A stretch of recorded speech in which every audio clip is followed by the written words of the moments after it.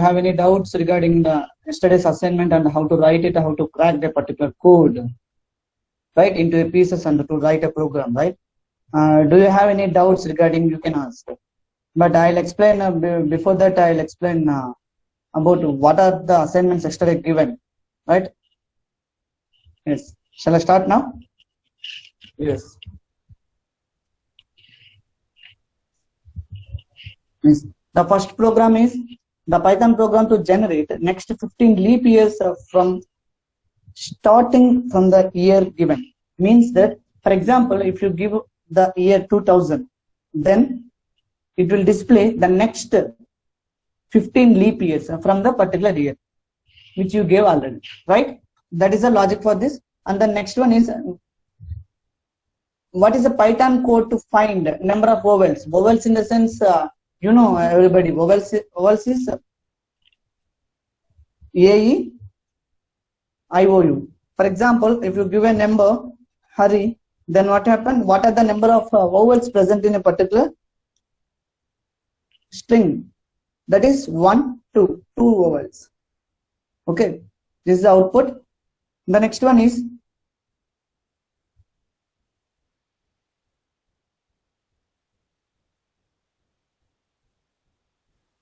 pattern program. Everybody knows this. I don't want to explain again and again, right? Come to here. The fourth question. Fourth question is everybody stuck in fourth question. I hope so. Right. You have to give a two numbers. You have to give a two numbers, right? That is one number is something like a 3, and then second number is something like 10 to 15. Okay, whatever it numbers, I am giving two numbers. See here, this first number is an even number, odd number, right? The first number is an odd number. It's a multiple with 3. It's multiple with 3. Okay, fine. Then now let's see here, 15 by 5. The second number, see, the second number is multiple by 5. 15 by 5 equal to, 15 mod 5 equal to 0 I want. That is a perfectly multiple by 5. Okay, the next one is, the number has only 2 digits. Okay, the second number consists of only 2 digits, that is 1 and 5. Okay, the condition satisfied. And the next one, the sum of digits of the number is multiply of 3. Sum of digits of the number is multiply of 3. For example, 5 plus 1, 1, 5, right? 1 plus 5. 1 plus 5 is 15, 6. Sorry, 1 plus 5 is 6. It is perfectly divisible by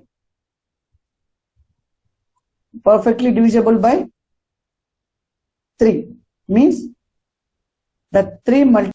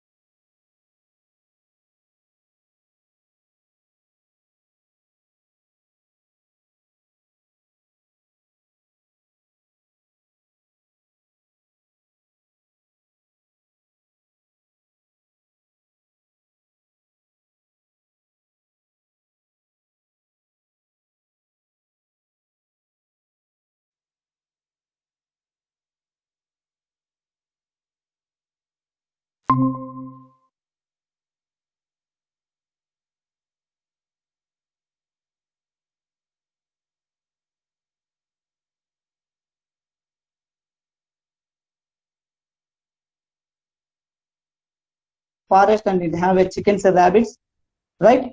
And then apart from that, we have a count of 35 heads and then 94 legs. 35 heads and 94 legs among the chickens and rabbit in the farm, right? How many rabbits and how many chickens do we have? For example, let's see a logic. What now? How many legs chicken have? Or did 2 legs, right? Chicken have 2 legs, and then rabbit has 4 legs. And then total number, how many total number of heads I took? For example, 72.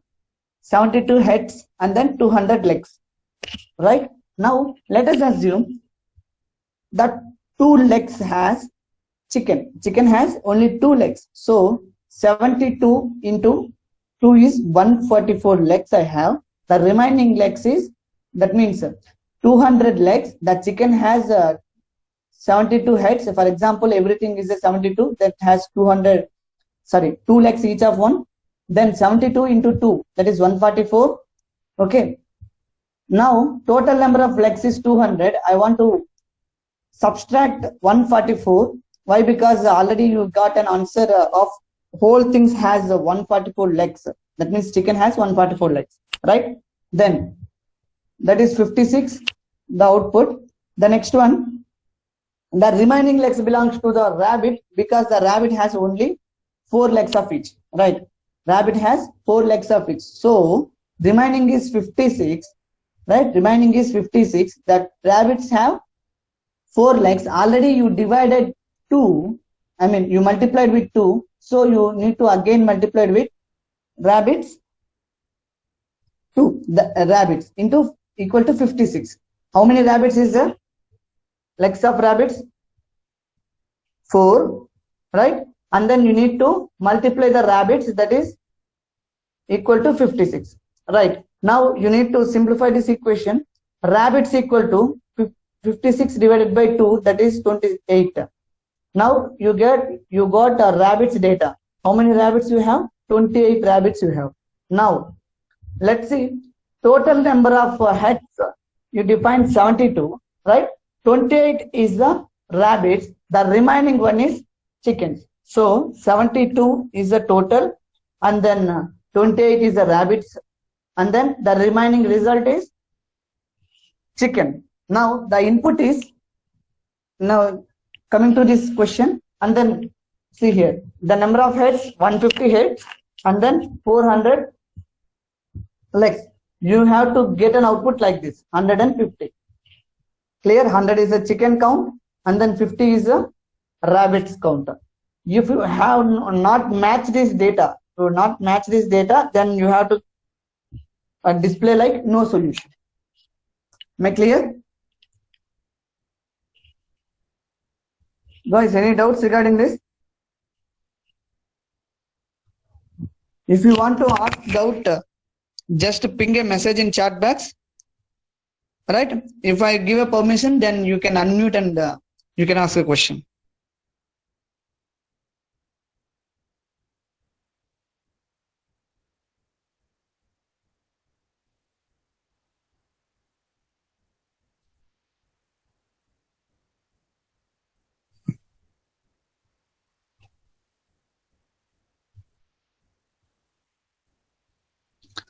Okay, shall I continue with next?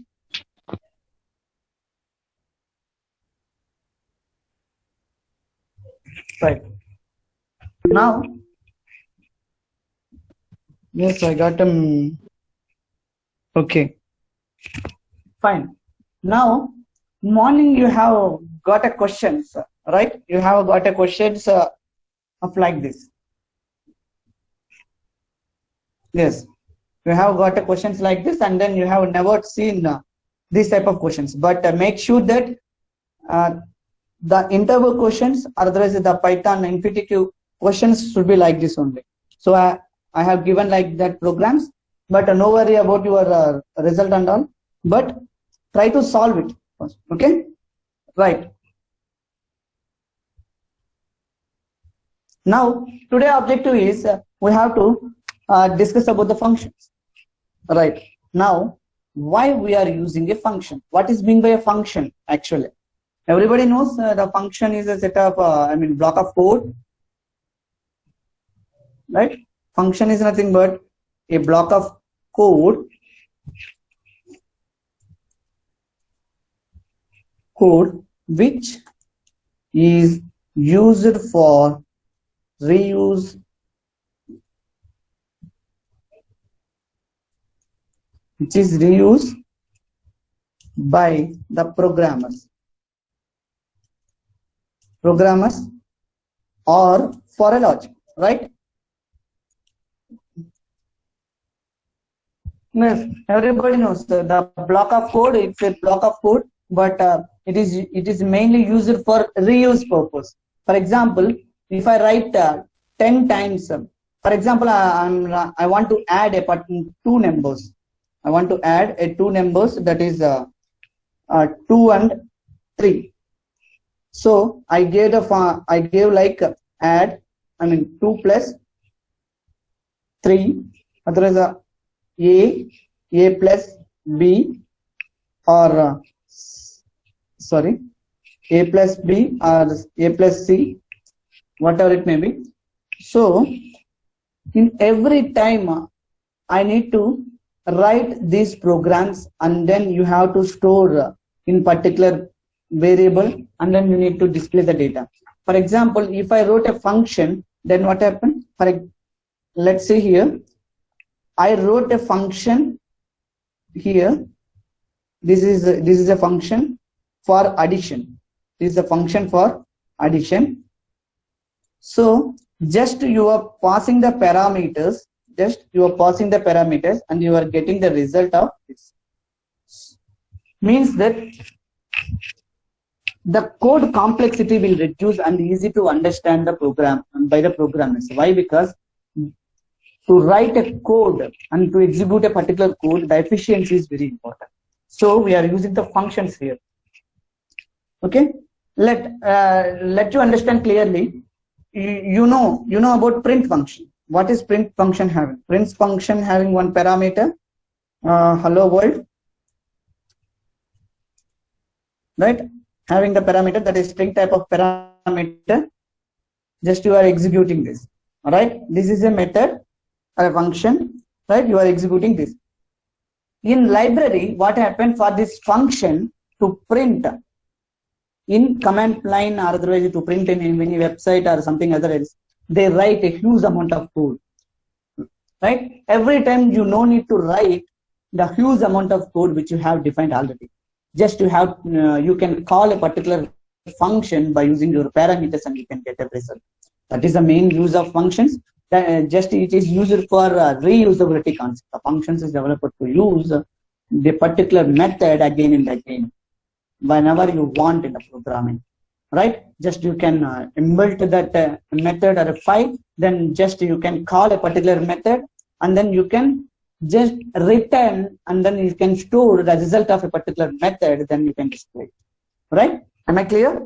Now what are the types of functions we have? What are the types of functions? Everybody knows the types of functions is nothing but a built-in function,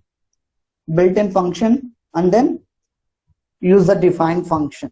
Built-in function in user-defined function. What is built-in functions? What is built-in functions? Let's see. Built-in functions is nothing but the functions are defined already by the programmer. At depth, what happened in built-in functions? Okay, in built-in functions, they are created some type of link library files. Okay, they wrote some type of logic inside that function. Just you can call a particular function by using parameters, right? Already the developers has defined that, right? Now let's see how it will be. For example, everybody knows to write what is the pi. What is pi? Pi is nothing but pi value is 3.14, right? In C program, what we are doing, you have to define the pi, right? Pi method or otherwise pi variable in dynamically, otherwise you have to define as a constant, right? Now here we no need to do again, we no need to do each and everything. You you are not doing defining this. Right. Now let's see what is how it can be. Now first, the built-in functions import statement is needed. For the built-in functions, import statement is needed. There are a lot of difference between the functions is there, that is user defined, built-in, system functions, system call functions, whatever it may be. But for the built-in functions, or you want to dump a data, otherwise you want to embed a functionality already the user and the developer has developed. So that import statement is needed. What is import statement? Importation, in the sense you are embedding the external data, or otherwise external library to your program. That is import. Import, it's a keyword. Import is a keyword. And then I'm just defining math. Math is a library. Math is a library. And then it is a functionality. It's not a function. Functionality is different. Function is different. Function in the sense it's a block of code. The functionality is nothing but in Python. It's a library. Library has some types of functionalities. It holds some functionalities, right? Now let's see, import math, and then I'm printing py. I'm printing math dot py. Let's see what is the output. Right? 3 point something is it, 3.1459, right? That is the output. Now there are different types, so you can embed the program. The next type is import math. See the statement, you are getting whole library. Math is a library, right? Math is a library. Math is a library. You are getting whole library here. Means you are embedding whole library, but you are calling only py function, or otherwise a py variable, right? Py variable by using math. So you have to give math dot py. Math dot py. Math is nothing but math is a library, and then py is the variable consists of the value 3.14. Right? Now let you understand. First you have to import the data, right? Then if you import hold the data or hold the file, you have to again call by using a library. Call by using a library, math.py. Otherwise you can do like this also. From math import py. From math import py, then print only py. Let's see here. What is the output? Again, it's coming same values. Why? Because here you are importing whole math library, but here from math import only py. From math library, I am importing only this variable. Only this variable. You are telling clearly. So you can use directly py. But remember one thing, to write huge projects or huge programs, py is you can't identify the py is a variable or as a py is you are importing from library, right? To difference, the best practice is you can give like this: importation of py and as imp py. Right? Let's see what is the output. Right, same output. Here, what I am telling, from math, I am importing the py, importing only py, and as I am assigning the alias name. I am assigning the alias name. Why? Because it's a 2 lines program. You can easily identify the py is imported from math library. But in huge you can get, if you have a huge amount of program, then what happens? You can't able to identify that is a user defined variable. Otherwise, you are importing from external library, right? So you have to give the alias name for the functions. right? It is a best practice, and then the Infoscience also doing like this. Just remember this one, what I'm telling, right? Next. Now let's sorry. Okay, now let me explain some more functions, built-in functions. That is, print is a function, right? Print is a function, you know that already. That absolute is a function. What is absolute? Absolute in the sense,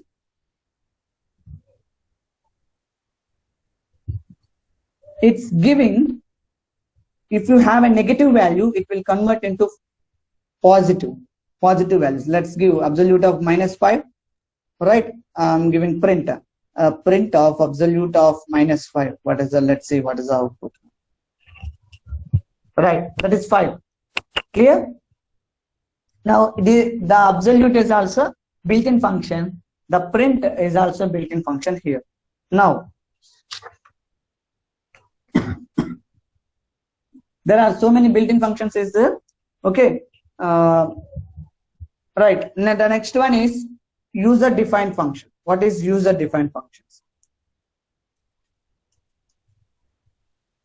What is user-defined function? User-defined functions in the sense, user has to define a function. User has to define a function. What is meant by function definition? Actually, the function consists of a syntax like function name, right? That is the keyword is definition.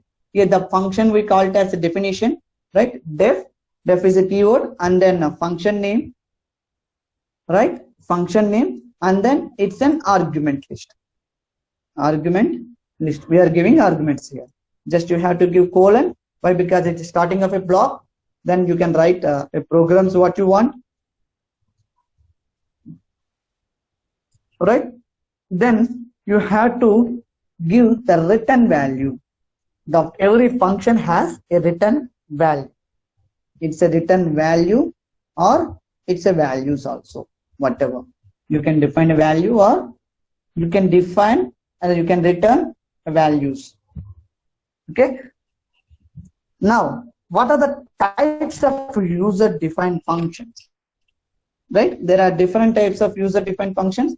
Let's see what are the types of user-defined functions present.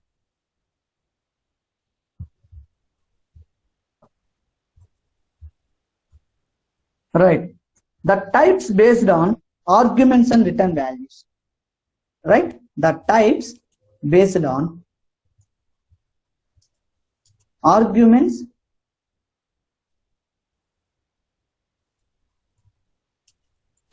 and return values. Right. What are those? Let's see. The first one is,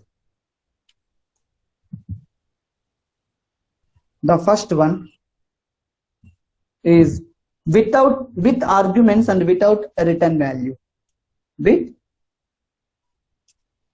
argument and without return values. Right? With arguments and without return values. The second one, without argument and with return values.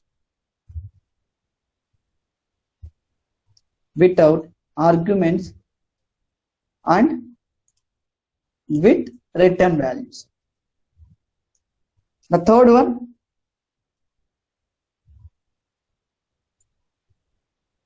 without argument and with return values.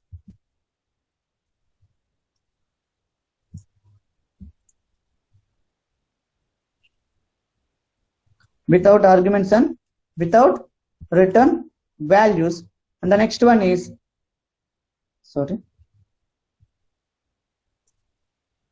with argument and without return values.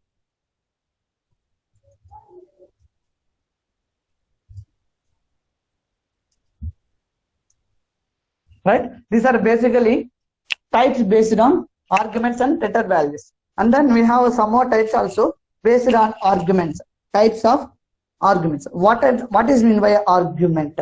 Argument in the sense, you are you are passing a particular parameter or particular value to function to process, and then you will get a result, right?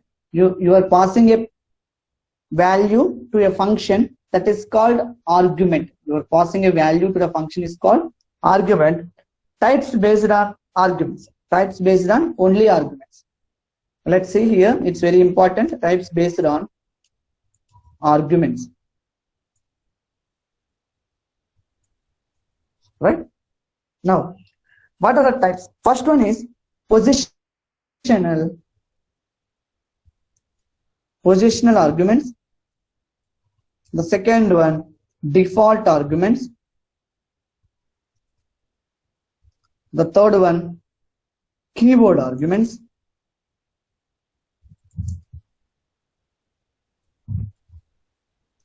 The fourth one is variable arguments.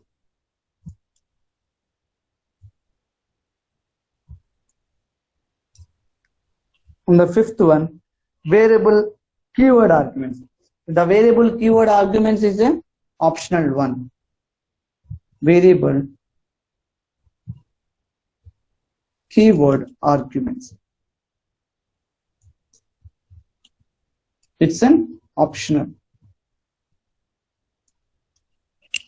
Right. Let's see one by one. The first one is positional arguments. The first one is positional arguments. Just a second.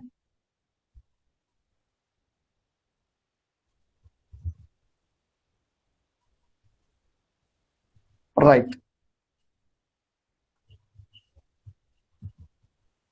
Okay. Let us see what is positional arguments. Positional arguments in the sense, for example, how to define a method, that is def, and then function name. I am taking a function name as a sum, and then I want to get a parameters like a comma b. I want to get a two parameters, two values, and return, and just returning a plus b. That's a simple function, right?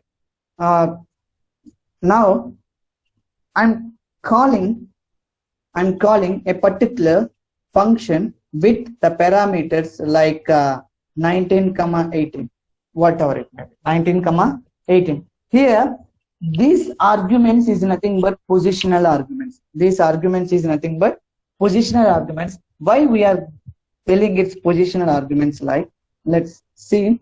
You are not passing any values. You are not passing any values. The error will come. Why? Because it's missing the the positional arguments requires two parameters, right? A and B. Clear? If you give only one, then one required positional argument. Why it's positional arguments? In the sense, the parameters is must. If you declare, otherwise if you define a parameters in a function, then if you call a function you have to pass a parameters, the number of parameter list, right? How many arguments you define here, that type of that many arguments you have to pass from call function, right? That is positional arguments. The next one is keyword argument. What is meant by keyword arguments? Right. Keyword arguments in the sense, you are, for example, I have given a equal to 10 and b equal to 20, otherwise a comma b or whatever it may be. But for the same function, I am calling like print. By keyword I am calling. I am not following a same pattern which I give call function.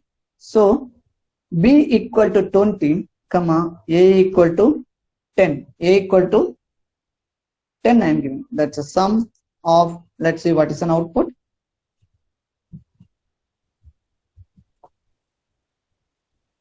$30. The output is 30. Here, what is happening here? Let's see. The b equal to 20 I said. Where is b? B is here. it goes to B variable. Sorry, Bth variable, and then a equal to 10, it goes to first argument, right? Then it enters to the function, and then it returns the a plus b value, and then it prints the value a plus b. Clear? That is keyword arguments. Keyword arguments in the sense, if you give any pattern, if you are using any pattern in the call function, by using called function, you can call a particular parameters in different ways to assign a value to a parameter. Let's say some more example. Definition, right?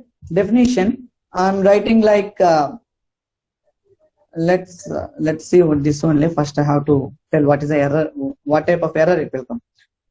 Print sum of b equal to 20 and giving b equal to 20 and giving. Let's see what is an output. It's an error. Why? Because the positional arguments is missing. The positional argument is missing. Here, it's a positional argument. You are calling by a keyword. You are calling by a keyword that is nothing but called keyword arguments. Called keyword arguments. For call function, you can define a keyword. You can define a keyword like mapping of a variable to the value, like definition sum of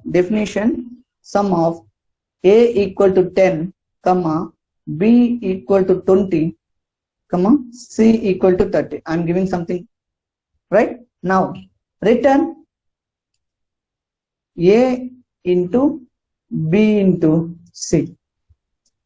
Right, let's see.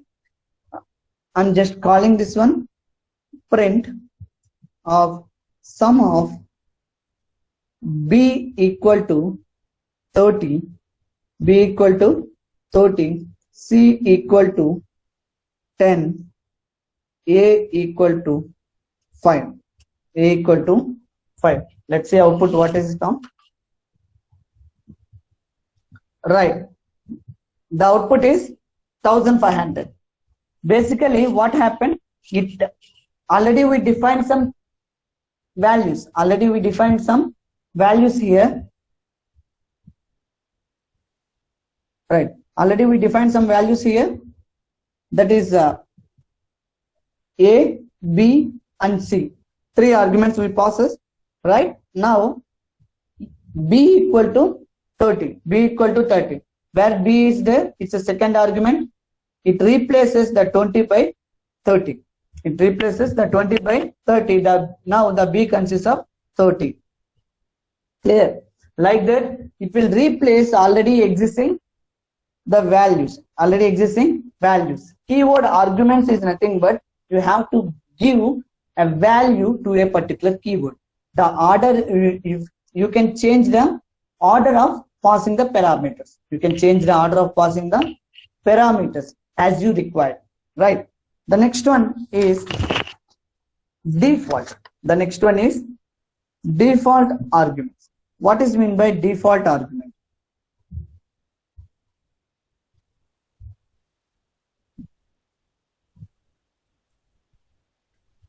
Right, I'm defining same thing. Def sum of a equal to 26, a comma b comma c equal to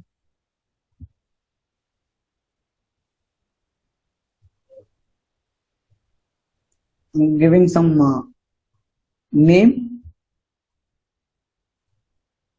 otherwise I'll give value only 30. Right, very good.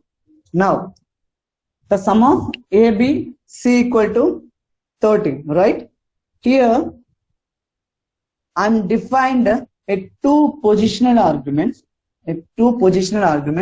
One is, this is the default arguments. What is default argument? In the sense, if you didn't call a particular argument, it will take automatically by the value 30. Why? Because you already defined the value. The all arguments takes 30 only. Just check it. Return a plus B plus C.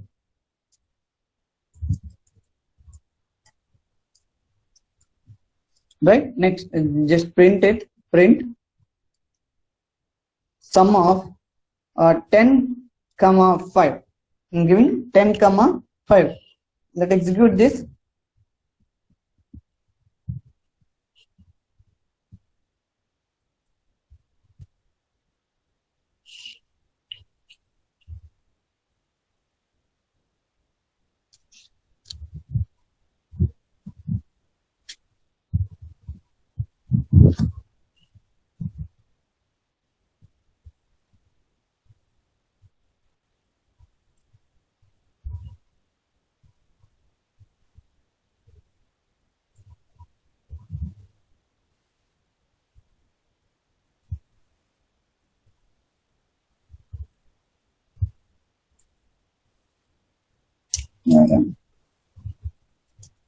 Written A plus B plus C.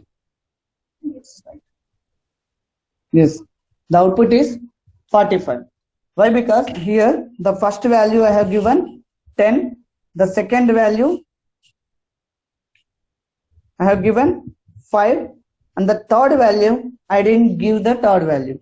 Why? Because the third parameter is already I defined. Already I defined as a default. I defined as a default. Here also, coming to this example, here also I defined all the arguments. All the arguments. You can call without passing any parameters also. Without passing any parameters.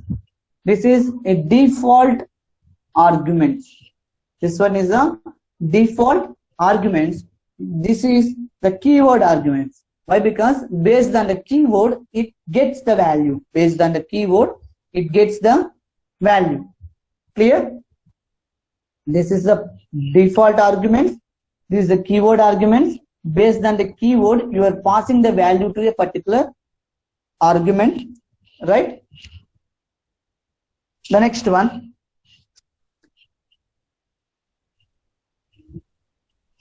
variable arguments. What is meant by variable arguments?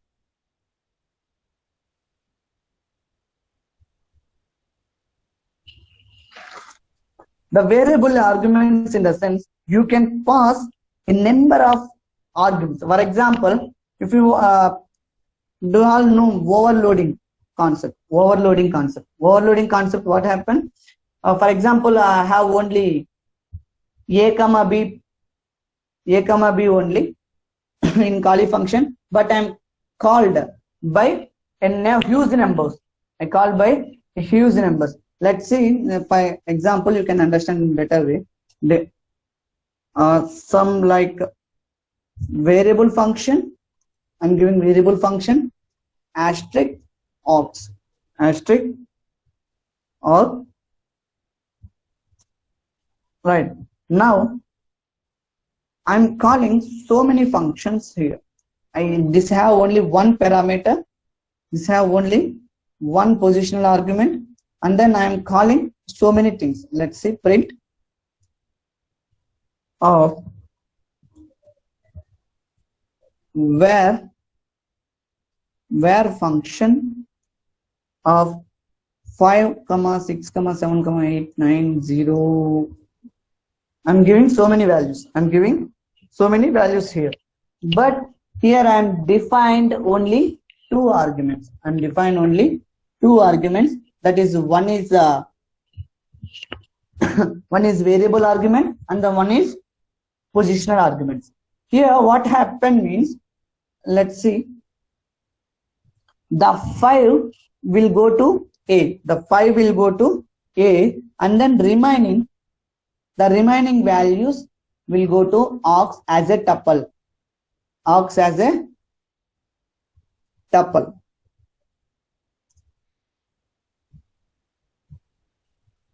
Right. Let's see what happened.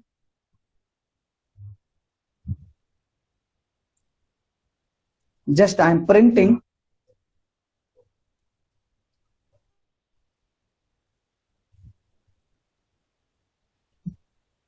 I'm printing just out, right?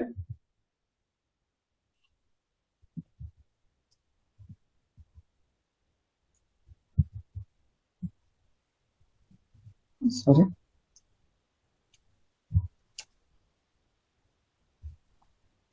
Yes. See here. The org consists of the remaining values except the first value, except the first parameter. Except the first parameter, the remaining values are converted to tuple and then it stores in org. Clear? It's a variable argument. If you have only single store, that is variable argument. And the same thing, if you have a double store, right? If you have a double store, that is variable keyword arguments. Clear? If you have a double star, that is variable keyword arguments. If you have only single star, that is variable arguments. Clear? Okay, let's write this program. Right. Next one simple example. I want to take a student record. Right, which consists of a roll number and name, and then marks of different subjects.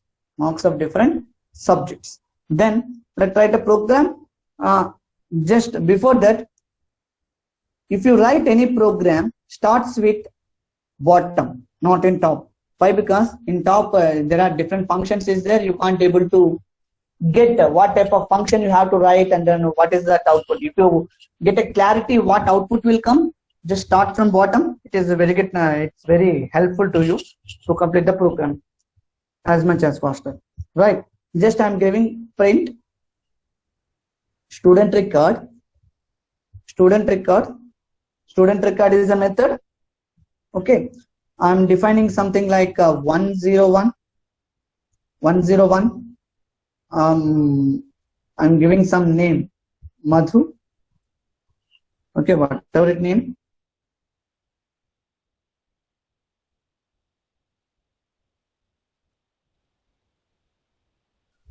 Giving marks 58 and then 60.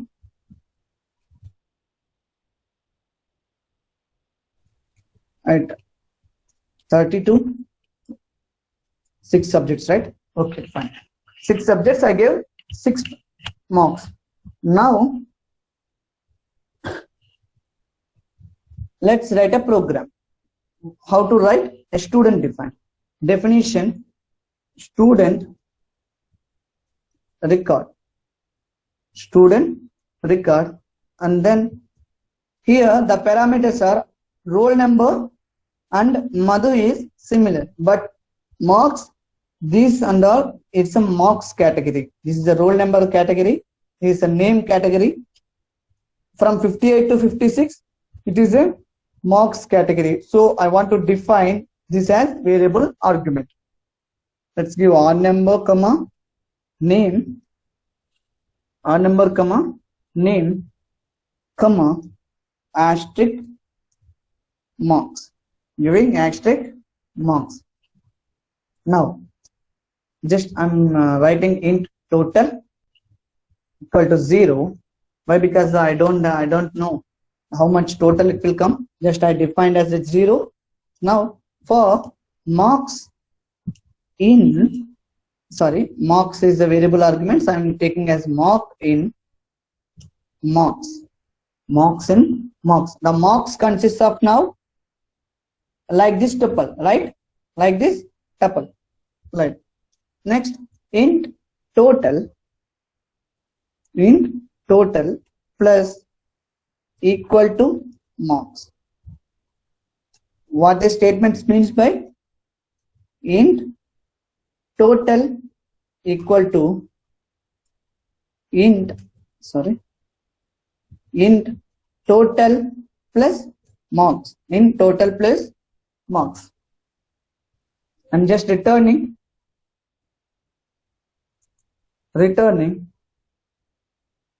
roll number,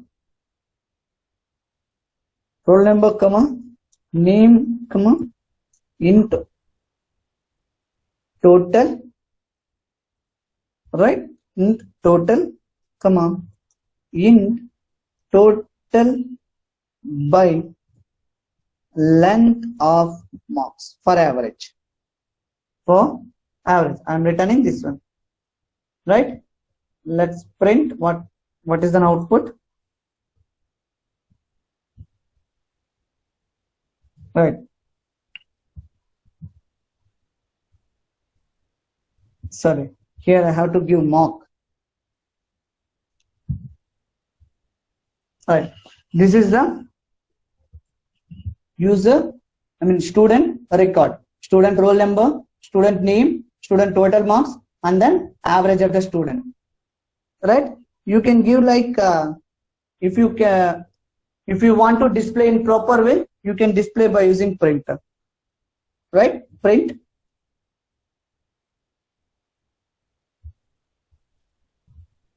See, just I am defining that one. Student record or name. See here. Who is this?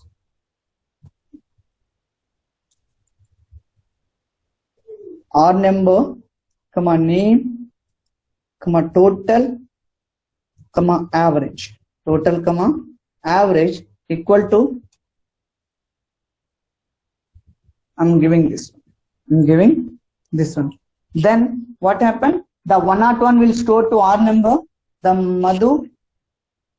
The 101 is to R number. The Madhu is in name. The total consists of 58. Right? The total consists of 307. And then the average consists of 51. Right? The result of this data is this one only, right? So 101 is for name. 101 is for name, and then Madhu is for 101 is for roll number, Madhu is for name, the total is 307, the 51 point something is for average. Let print this one, print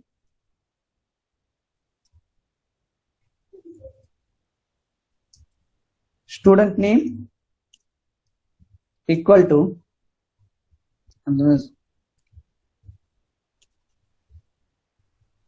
comma or number.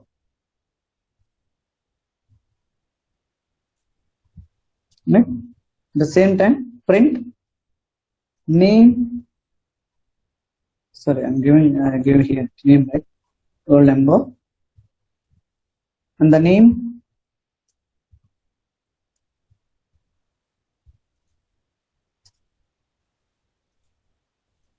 Right. Next, print total marks, comma total.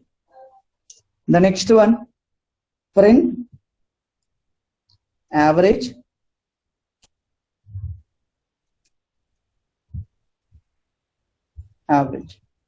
right?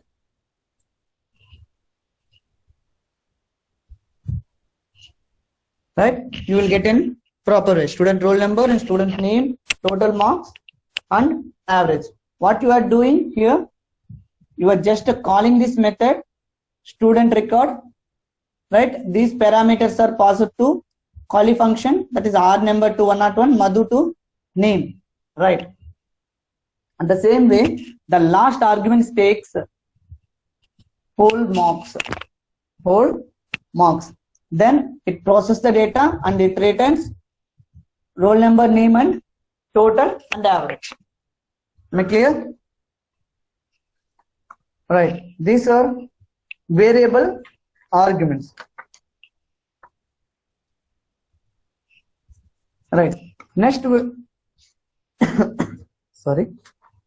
Next we will see about what is variable keyword arguments.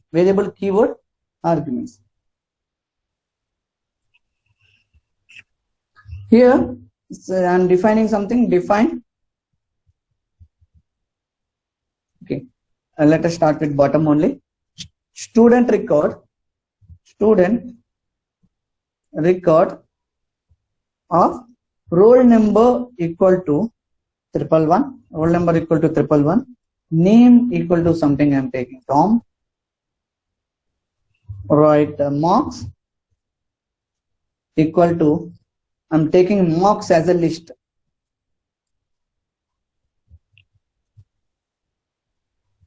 Marks as a list. Now let's see how output will come.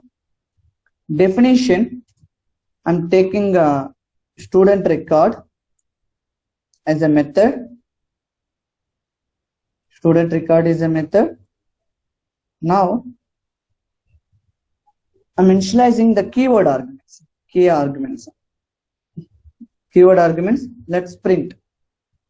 What is the output for key argument? The variable arguments returns the data like a tuple. It returns the data like a dictionary. It returns the data like dictionary. Right? That is the only one difference between variable argument and variable keyword arguments. Variable arguments is data which returns the value like tuple, right? Which takes the remaining values as a tuple. It takes the remaining values as dictionary. It takes the values as a dictionary. I'm giving only one thing, like everything is in dictionary. Now, what is the structure? What is the structure to write order of arguments? Order of arguments. That is definition of function name. Function name. In variable arguments, what to write? The first we write positional arguments. Positional arguments. Comma. The next one you have to write the variable arguments.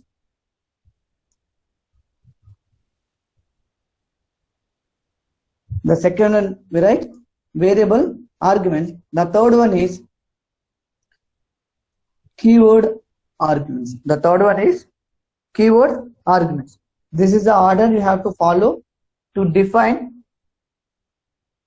a method. To define a method, right? Okay, any doubts regarding this method? Method and functions?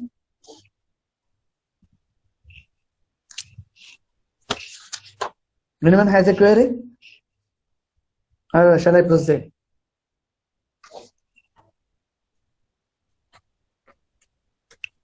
Right. The next concept is regular expression. The next concept is regular expressions. What is meant by regular expressions? Means the regular expressions is used for pattern matchings. The regular expression is used for pattern matching. Sorry, pattern matching.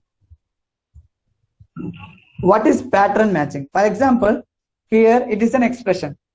Expression spelling is EXPRESSIONS. Okay.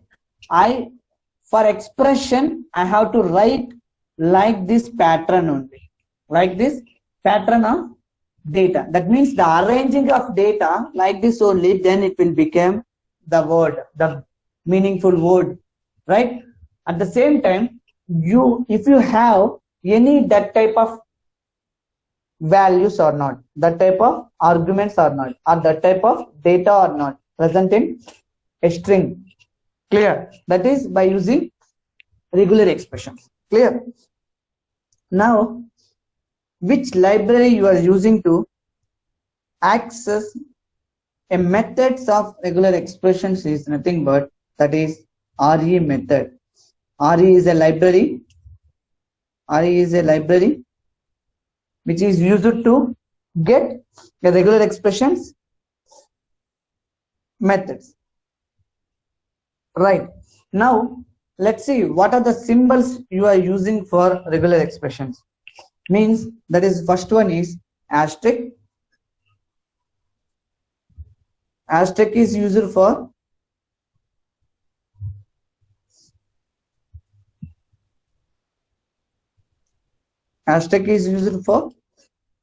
zero or more. Zero or more. Just remember this. I'll explain further. The plus is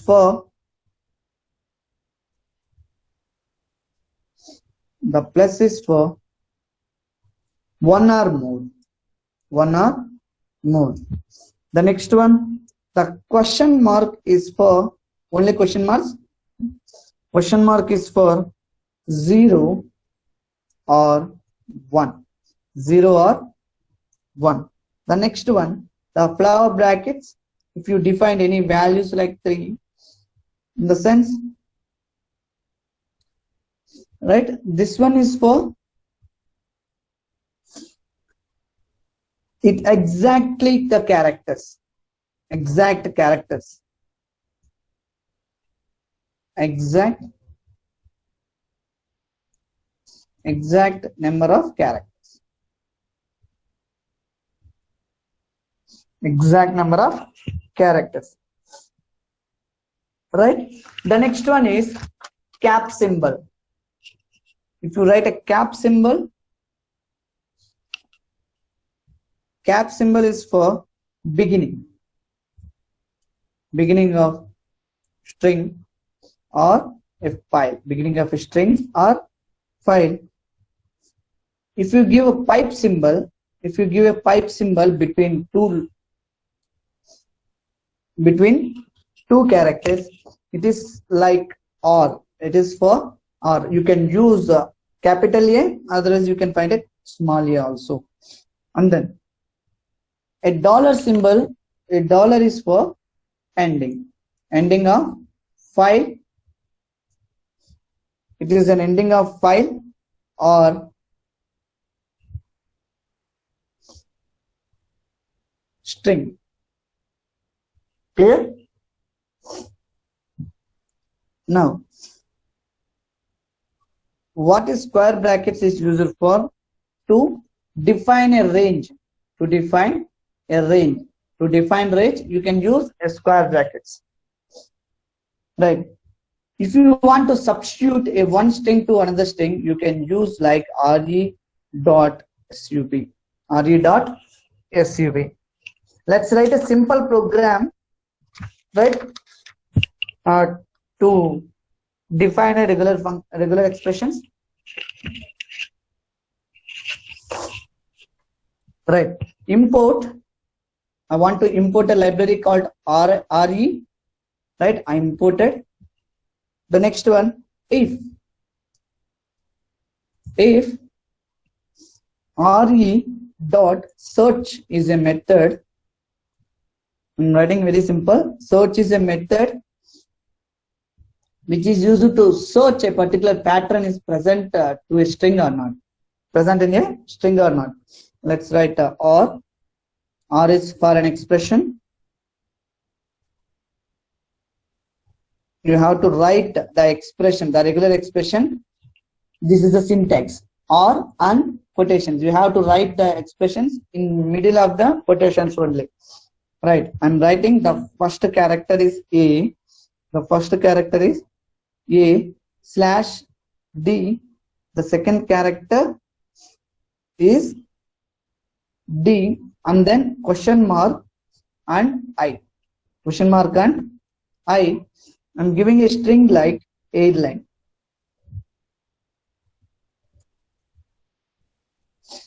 Airline. Then print match found. Match found, else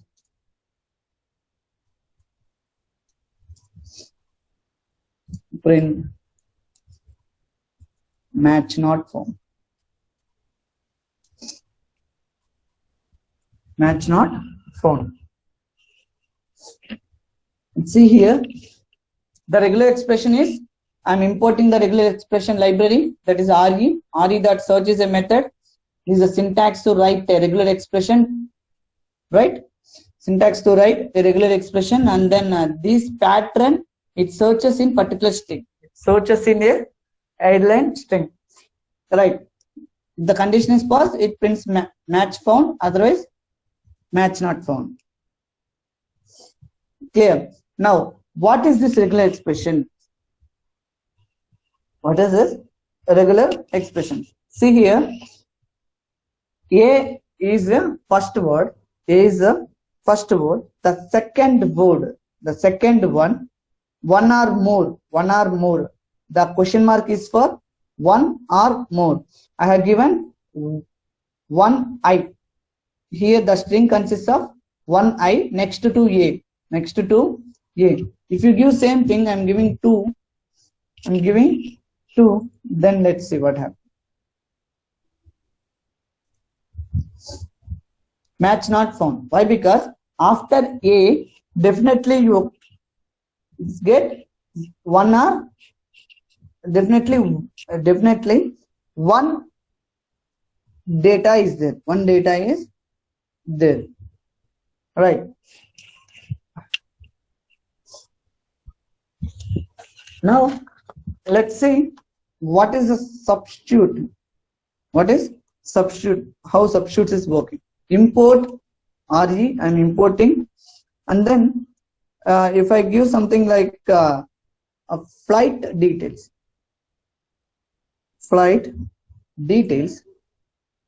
equal to, I'm taking a string of flight,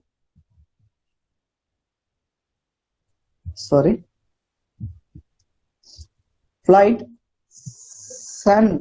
Savannah, right? Flight Savannah Airlines A 2134.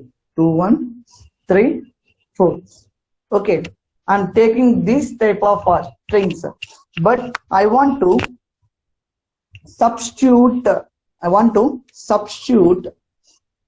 flight. I want to substitute a plane in the place of flight. I want to substitute plane in the place of flight. Then what happened? Just see, print. That is in Word or something you are writing replace, right? So like this. re dot sub re dot sub or I'm writing like flight, comma, or plane. Where you have to substitute? In flight details variable.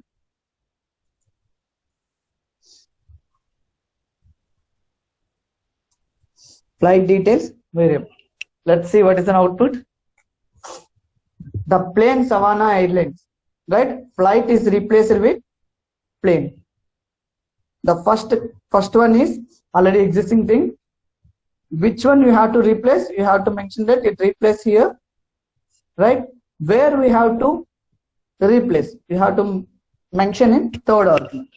Clear?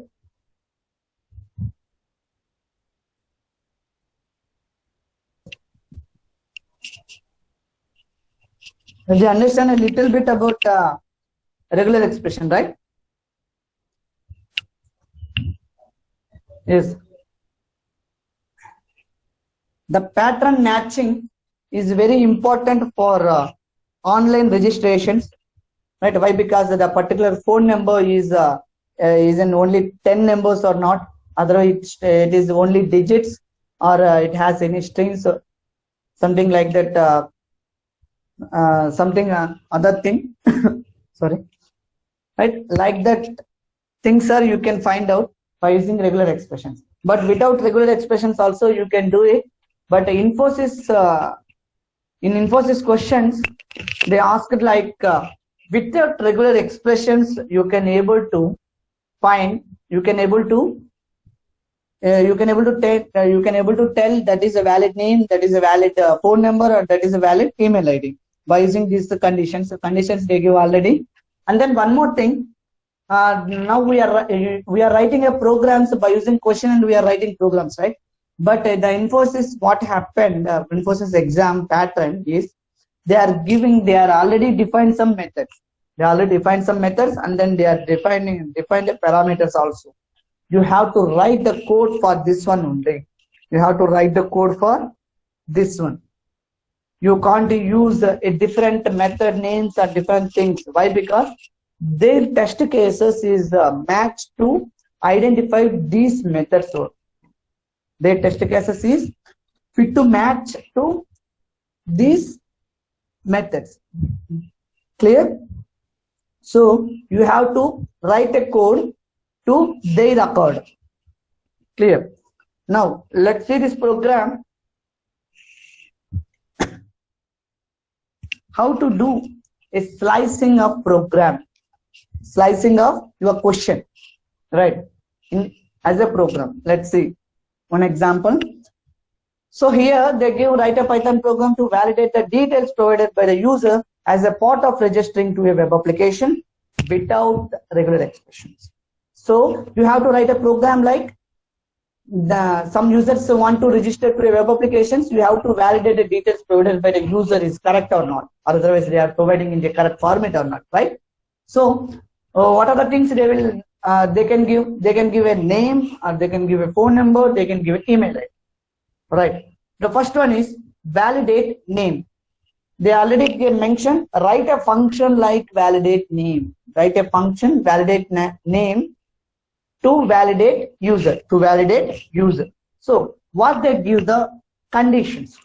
Name should not be empty. Name should not be empty. Means name consists of at least one character.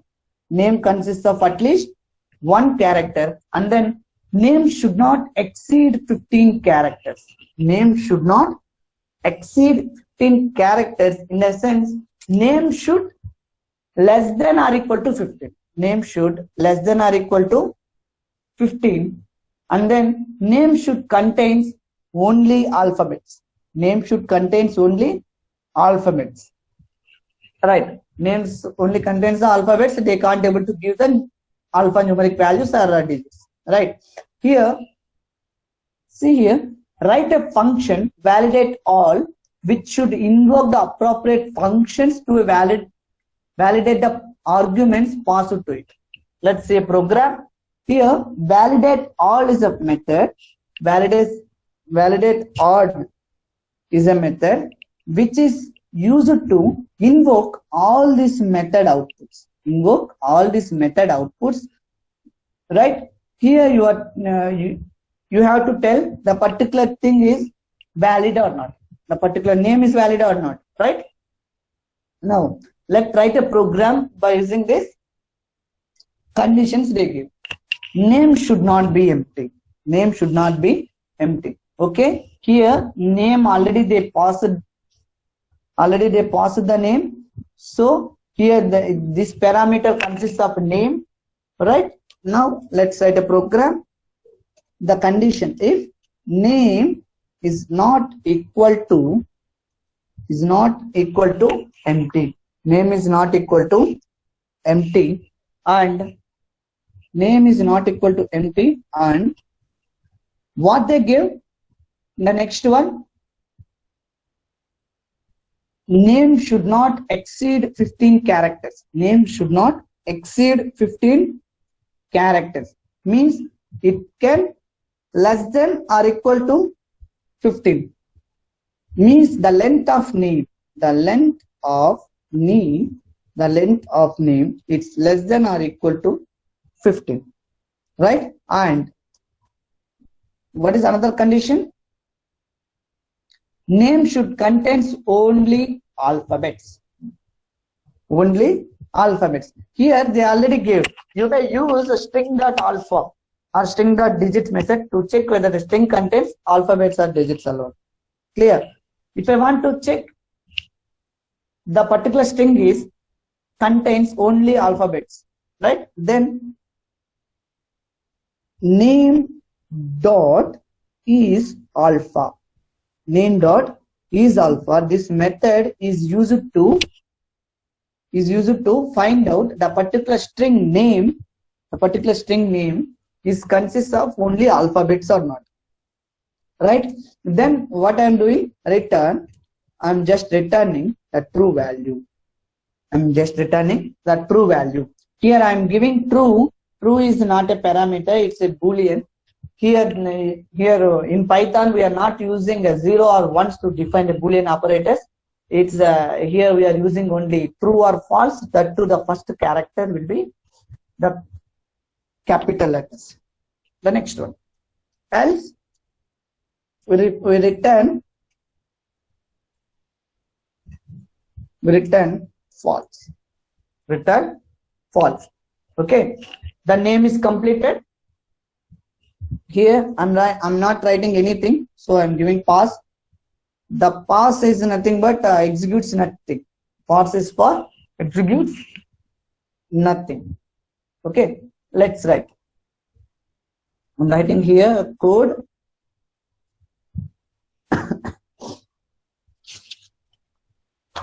Now I want to invoke all the data. I want to invoke all the data. Already validate name is completed. I am invoking that one. Name check. Name underscore check. I'm giving something name. A name check equal to, right? Validate underscore name. Right? Validate underscore name of here already they given name. The name consists of Tina. So I'm defining name here. What is the output for validate name? Either true or false. Either true or false. Why? Because you are returning only true or false here. So if name check, name, what is this? Name check equal to true.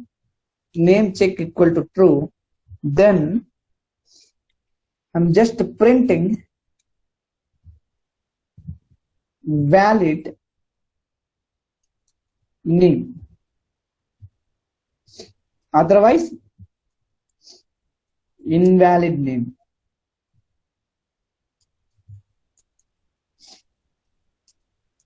Invalid name. Fine. Let's execute this one. Tina is a valid or not? Sorry, I'm doing a spelling mistake. RUTURL, right?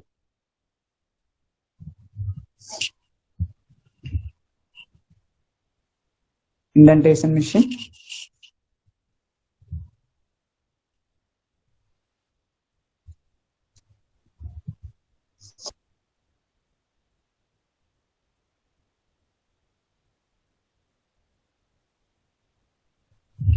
It's a valid name. The Tina is a valid name. So here I am including some digits. Then it displays invalid name. Why? Because in Infosys examination or whatever examination, they are checking each and every cases. Make sure that each and every test case it should be passed. Otherwise, how many test cases you passed? That cases only they will provide the marks. Clear? Now, what is the next one? That is invalid name. Okay, fine. The validated name is working. Right. The next one we are concentrated on validate phone number. Now, let's write. What is phone number? Right. Write a function validate phone number to validate a phone number. Okay, fine. Now, phone number should have only 10 digits. Phone number should have only 10 digits, and then phone number should not have any characters or special characters. That means it should have only digits. All the digits of phone number should not be saved. All the digits of the phone number should not be saved. That is like this. All sevens, all nines, all ones, it will not be. Right? Let's write a program. What they said in first, phone number should have only 10 digits. Phone number should have only 10 digits.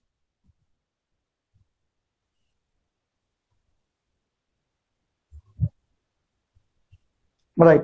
The length, if the length of phone number, and already phone number is there, right? Length of phone number is equal to exactly 10. And next one, phone number should not have any characters or special characters. Nothing but the phone number consists of only digits.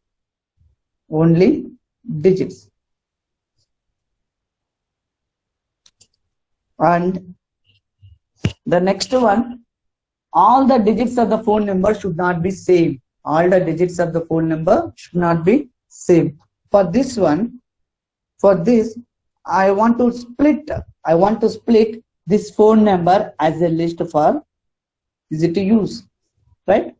What I am doing, phone under phone number list, I'm taking something, right? Phone number list equal to, I'm just converting a string to list,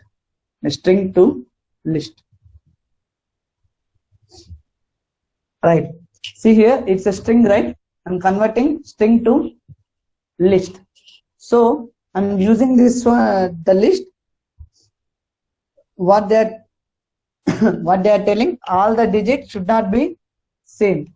So for that one, phone number I mean phone number list of 1 to end is not equal to phone number underscore list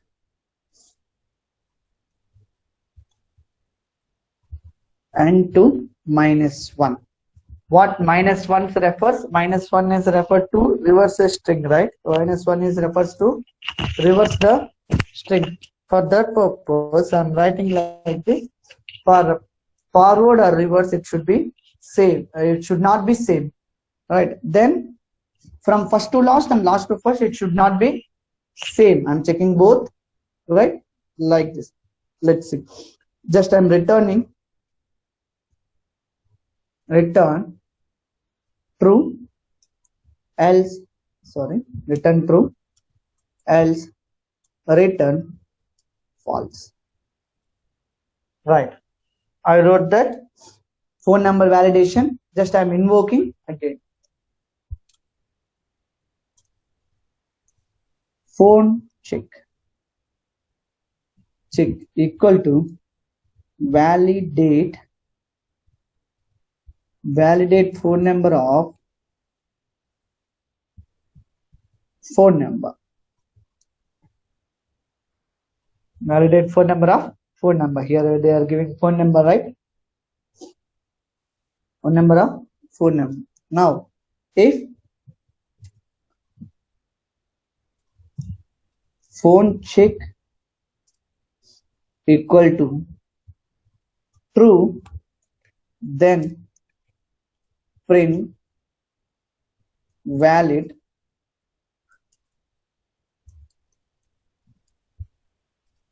phone number, or otherwise you have to print else invalid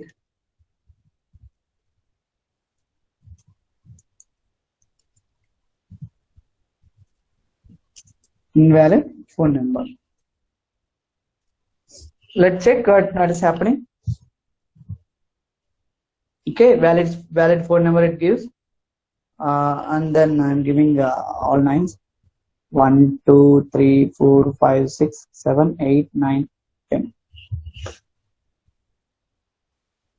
Invalid phone number. Okay, now, okay, this one is fine. The next one, the third one is validate email ID. It's very important, right? Validate email ID functions, right? It should contain one @ symbol and one .com symbol. One @ symbol and one .com symbol, and then .com should be present at the end of the email ID. .com should be present at the end of the email ID. Okay, and then domain name should be either a Gmail, Yahoo or Hotmail. Okay, domain names here like that, right? Let's write a program.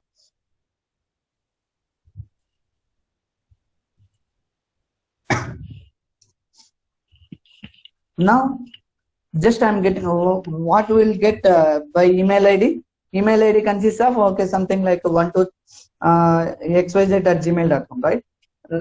Now I want to split the Gmail into two parts. I want to split the Gmail into two parts. That is before at and after at. Before at and after at. Split email equal to email ID dot split. Email ID is string dot split of at.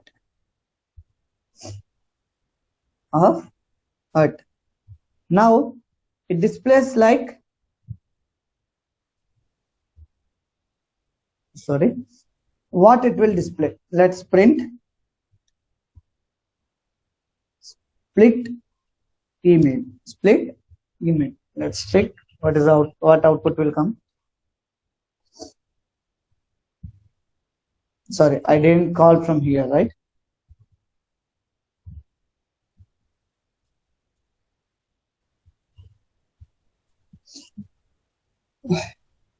Okay, I'm calling this one.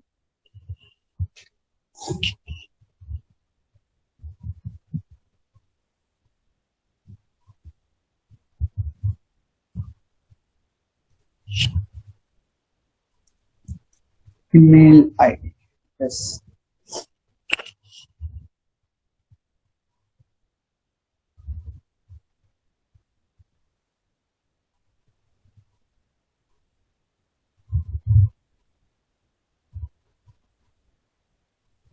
Okay.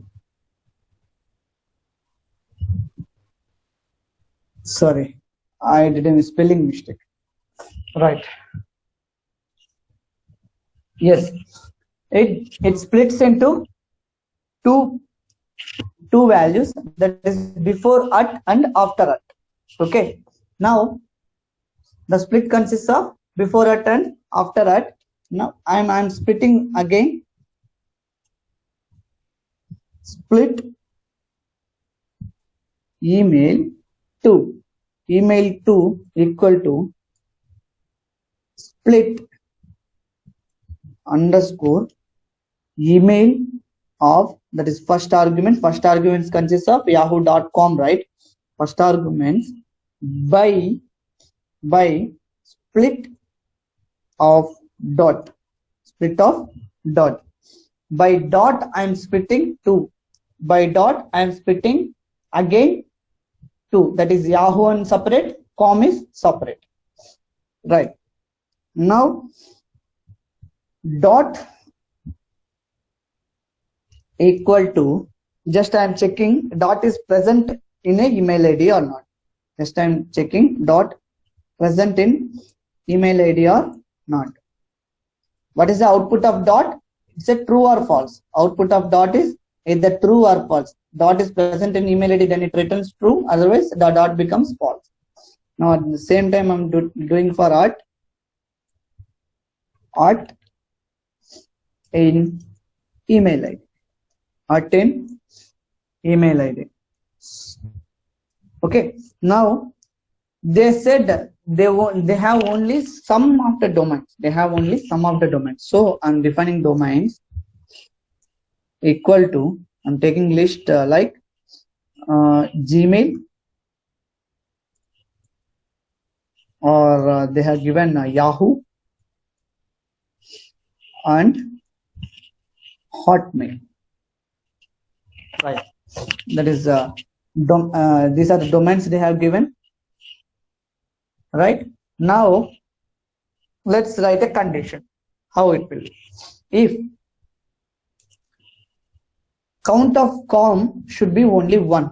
Count of com should be only 1. So split underscore email 2 dot count of com. Count of com, that is equal to only 1, and the dot and at has to present in email. The dot and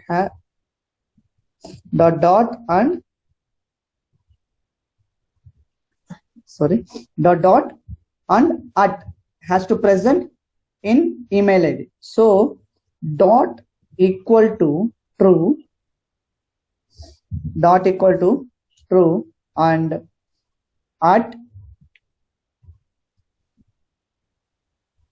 equal to true means the dot and at is present in email ID, and the count of at and dot should be only 1.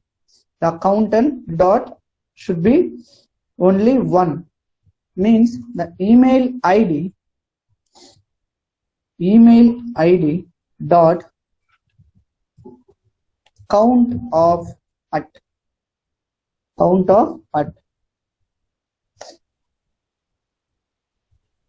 equal to only 1,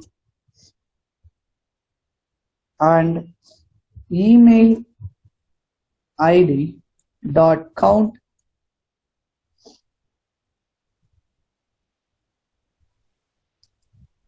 of of dot is equal to only 1, right? And what is another condition?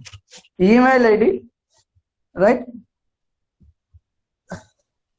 The domain is consists of Yahoo or Gmail or Hotmail. Gmail, Hotmail or Yahoo. Only that one only. Right. Let's check. Already we have splitted data.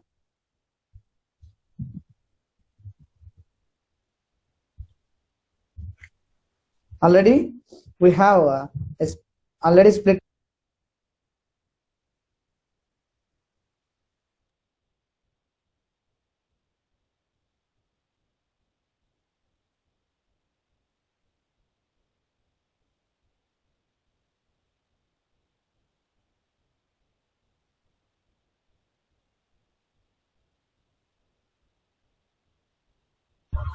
Yes.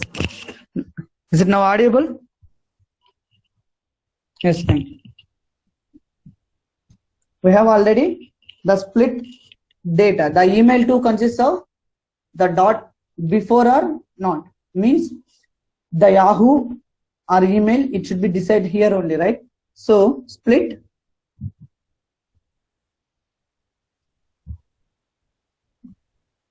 underscore email, split underscore email 2 consists of splitting of dot. So 0 is consists of the values of domain. The split of 2 consists of this one consists of domain. In domains list, domain is this one. The domain is in this list, then return true, right? Else return false and return false. Let's check it once. Email check. I'm invoking here. If email check is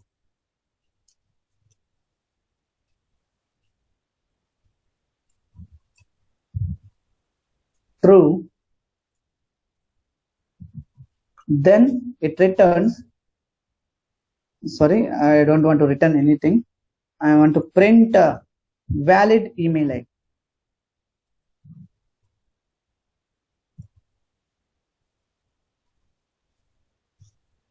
Valid email. Else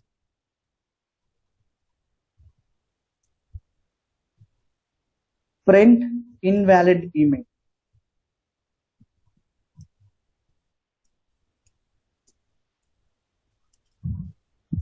Invalid email. Okay, let's check it once. Okay, valid email. Fine.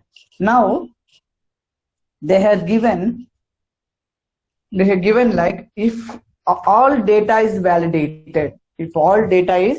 validated, then only I mean, if all data is correct, then display all data is valid, or otherwise you have to display like in separate. So you can give a uncondition between that and you can use it. Let's see. If phone check. Narasimha, a small announcement. Yes, sir, please. అందరూ ఒకసారి వినండి. లాస్ట్లో feedback link అనేది chat బాక్స్లో వేస్తాను. So you have to fill before leave the meeting. Narasimha, you also inform at the end of the meeting. Yes, sir. Yeah. I'll share the link in the chat box. Yeah, you can carry on. Yes.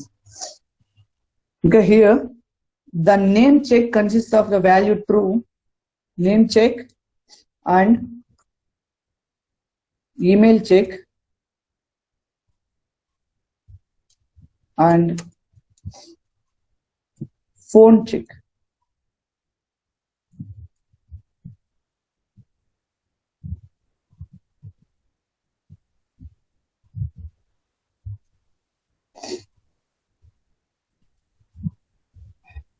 Here indentation problem. Right. Print all the data is valid. All the data is valid. Clear? Let's print.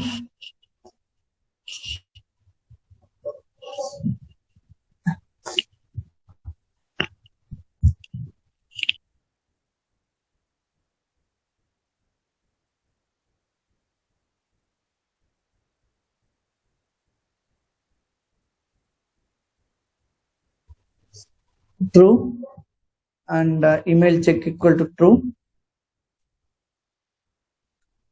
phone check equal to true.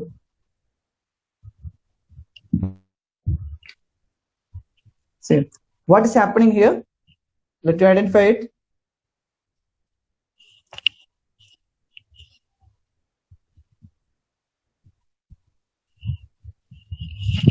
If name check, okay, name check is okay, fine. Name check is true only, and phone check is true only. Okay, here I am giving everything is true, then only it's valid, and only it's valid, right? Now I'm giving like something data 2, 4, 6, 8, 10. Let's see. Clear? The data is, all data is valid, right? So these type of questions they'll ask in InfoTQ. It is one of the InfoTQ, the earlier exam question paper question, right? Okay, and then don't hesitate programming by seeing a large programs. Okay, the program is very long, but you have to split the program into slices. You have to analyze what the function, where to put, what the functionality, in which function, where that function has to put. If you know that is, then it's very perfect to proceed, right? And then you have any doubts?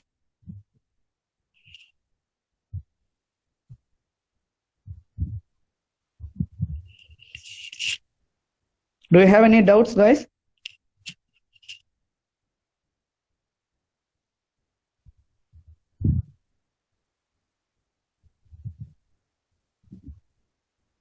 Okay, the Kahoot quiz I'll activate. I think it will validate until